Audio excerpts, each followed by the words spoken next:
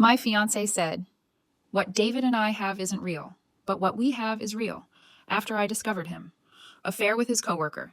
He never expected to walk into the corporate boardroom and find me sitting next to his lover's husband. He said it in our kitchen, calm, almost patient, like he was explaining something simple to someone slow. "What David and I have isn't real," Ethan told me, rubbing his forehead like I was exhausting him. "It's just stress. It's work proximity. But what we have, that's real, Sophia. Don't throw that away." David, not Vanessa, not some rumor. David Walsh, senior partner, married, 2 kids. The man Ethan swore was just a mentor. I found the messages by accident. A shared cloud folder, expense spreadsheets, screenshots tucked inside a mislabeled PDF, hotel confirmations for 2. Private comments that didn't sound like strategy sessions. I didn't scream. I printed everything. 2 days later, Ethan asked if I would come to his firm's quarterly board presentation.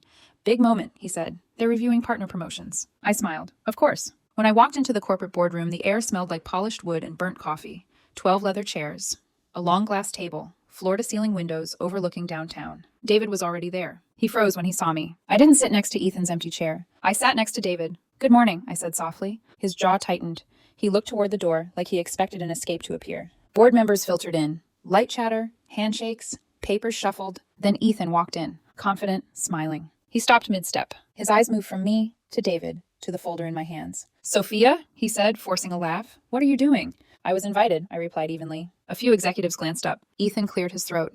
"This is a closed session." David didn't look at him. I placed my phone on the table, screen down. The board chair leaned back.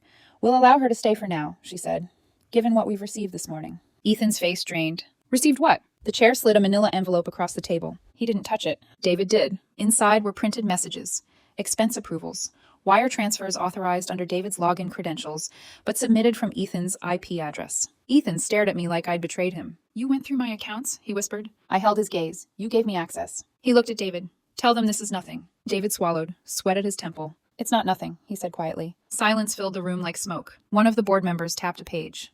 "There are vendor payments here routed to shell entities. They link back to a property purchased under an LLC. That LLC lists your fiancé as a beneficiary." All eyes turned to me. I didn't blink. Ethan's mouth opened, closed. "This is being misinterpreted," he said quickly. "We were structuring a side consultancy. It's legal." I flipped my phone over. On the screen was an email draft, time-stamped, addressed to the firm's compliance officer and copied to federal investigators. Attachments included everything. Not sent. Yet. Ethan saw it. His hands started shaking. "Sophia," he said under his breath, "don't." The chair folded her hands. "Is there anything either of you would like to clarify before we proceed?" David stared at the table. Ethan looked at me like I was still someone he could persuade.